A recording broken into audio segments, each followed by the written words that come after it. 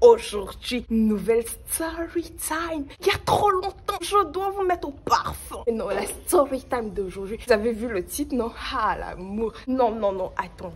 Je vais m'hydrater la gorge, là, s'il vous plaît.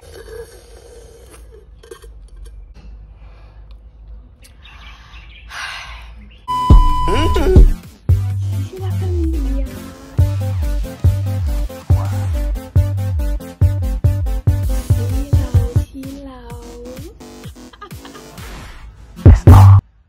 Hello la familia, j'espère que vous allez bien,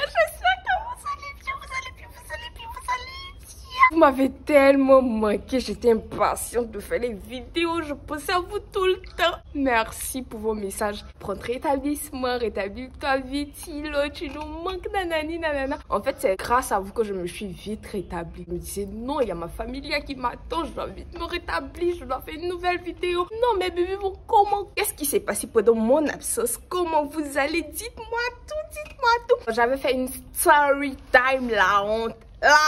Je sais que vous avez regardé. Ceux qui n'ont pas encore regardé, vous êtes nouveaux évidemment. Alors, abonnez-vous à ma chaîne, cliquez sur la cloche de notification. Lâchez un pouce bleu. Ah ouais, j'oubliais. J'ai une vidéo qui a 1K de vues. 1K de vues.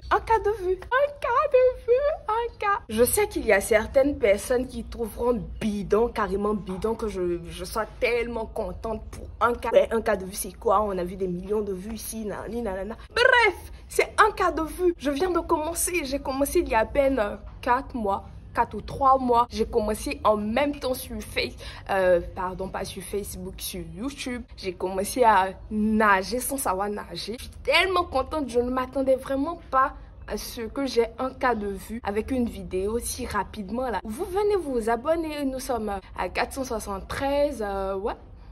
Nous sommes quand même nombreux. En l'espace de 4 mois, c'est trop là, c'est trop quand même. Je ne m'y attendais pas. Franchement, je reçois que des retours positifs et tout.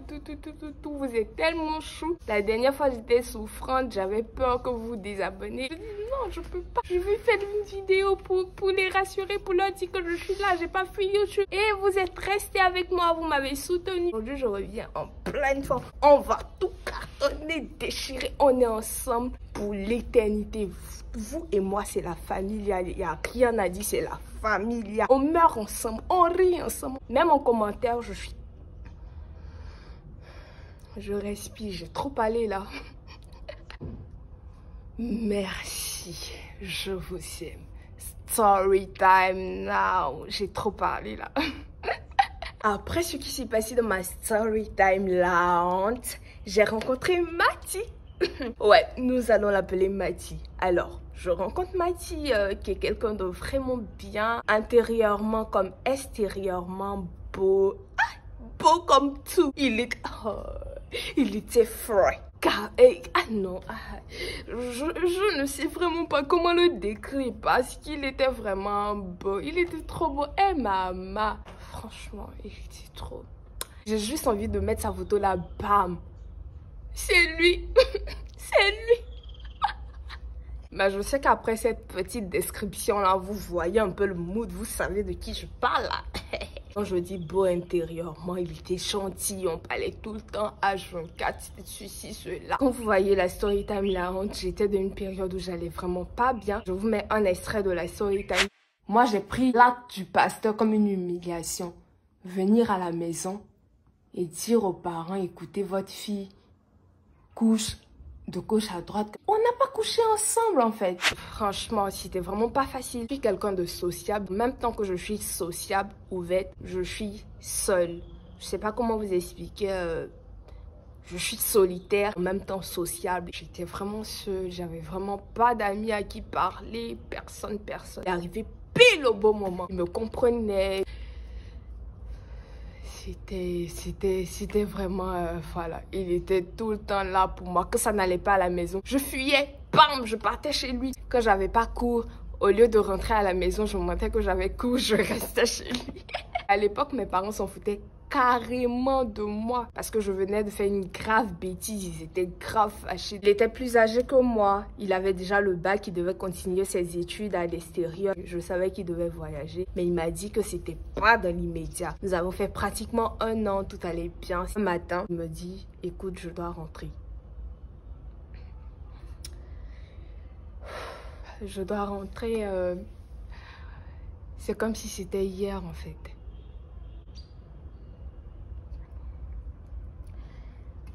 On pleure pas, Silo, on pleure pas, tu es forte, tu souris, on pleure pas, on pleure pas, on pleure pas, on pleure pas, on pleure pas, ça va, on pleure pas, on pleure pas, on pleure pas. En fait, j'ai vraiment hésité avant de faire cette story time. C'est quelque chose dont j'aime pas parler. C'est une période de ma vie que j'aime vraiment pas évoquer. Je préfère ne pas en parler parce que après la honte, ça n'allait vraiment pas. Ça n'allait pas. Et après, la seule personne sur qui je comptais,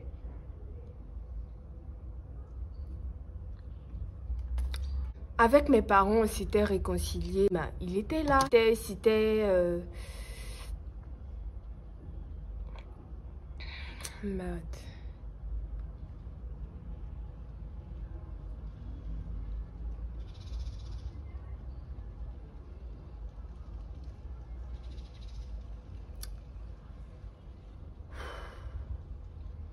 On a réfléchi ensemble, on a décidé de continuer la relation, on n'allait pas arrêter pour ça. Il voulait même partir à la maison, demander ma main, me doter, faire tout, me fiancer avant de voyager, nanani, nanana. Oh là là, que j'y pense.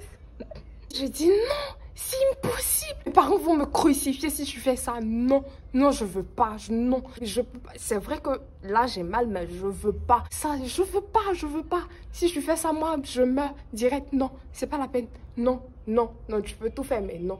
Après, je regrette. Hein. Ouais, je regrette. Là, maintenant, je regrette vraiment de l'avoir empêché. Il fut un moment où je l'accusais de tous mes malheurs. Quand je me mettais à pleurer, je me dis ouais, c'est parce que je n'ai pas dit que rien ne va, c'est parce que je n'ai pas dit que rien ne va, c'est parce que je m'ai abandonné. Je pleurais tout le temps, c'était lui, je disais son nom. Je pleurais pour la raison pour laquelle je pleurais. Après, je pensais à lui, je pleurais encore pour lui. C'est vraiment compliqué. J'étais en première lorsqu'il est parti. Vous voyez une gamine qui est en couple avec quelqu'un qu'elle aime vraiment, qui se projette, qui voit le mariage déjà, qui voit ceci, qui voit cela. Je te dis, voilà, c'est mon mari, on va se marier. Je fais tes projets d'avenir. Quand j'aurai mon baccalauréat, quand j'aurai mes diplômes, on va se poser, on va se marier, on va commencer à faire nos bébés, tout sera bien. Psychologiquement, ça n'allait pas. Quand ça va pas psychologiquement, moi, chez moi, en tout cas, je peux rien faire après. Quand ça va pas, quand mon moral est touché, je peux rien faire. Je suis comme tétanisée, c'est vrai. Je peux étudier, je peux bosser, faire ci, faire ça, mais ça donne pas le résultat que ça doit donner. Donc à l'école, ça n'allait vraiment pas. J'étais là, mais j'étais pas là. J'ai toujours été brillante à l'école. De la maternelle à la seconde, j'étais tout le temps brillante. Après l'épisode de la honte là, j'ai perdu confiance en moi. C'est vrai qu'à l'époque, j'étais vraiment bandite. Je voulais tout découvrir, je voulais faire ça, ceci, ça, ceci. J'étais vraiment bandite, turbulente, mais j'avais des limites quand même. C'est ce qui a manqué un peu à mes parents. Je me suis dit qu'ils ne me connaissaient vraiment pas sur ce point. Ils se disaient que voilà, elle est trop bandite, elle fait ça, elle fait ci, elle fait que des gâchis. Ils étaient vraiment fâchés. J'en veux pas à mes parents parce que c'est normal, ils me protégeaient. Je les aime tellement, ils m'aiment tellement. Tu peux pas voir ton enfant en train de se perdre et toi là, tu vas l'encourager dans les bêtises et non. Donc moi je les comprends, ils étaient vraiment durs. Je disais que non, ce qu'ils m'aiment, moi mes parents ne m'aiment pas. Ils m'aiment pas, moi pourquoi ils m'ont mis sur mon dit, je pleurnichais H24 chez Mathilde. Je comprenais. Je faisais un régime aussi pour perdre du poids. Je dirais pas qu'à l'époque j'étais obèse, mais j'étais pas comme ça. Donc je ne vais pas dire que j'étais obèse.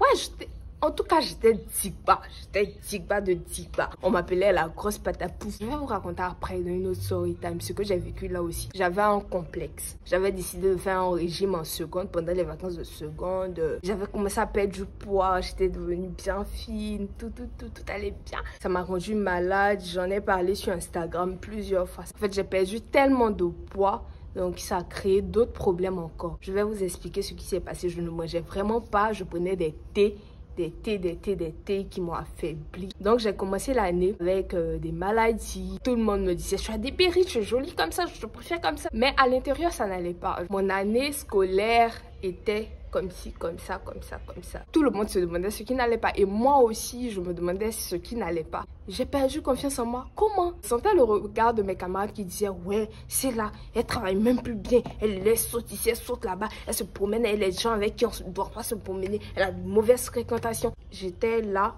et on m'acculait de partout avec les regards.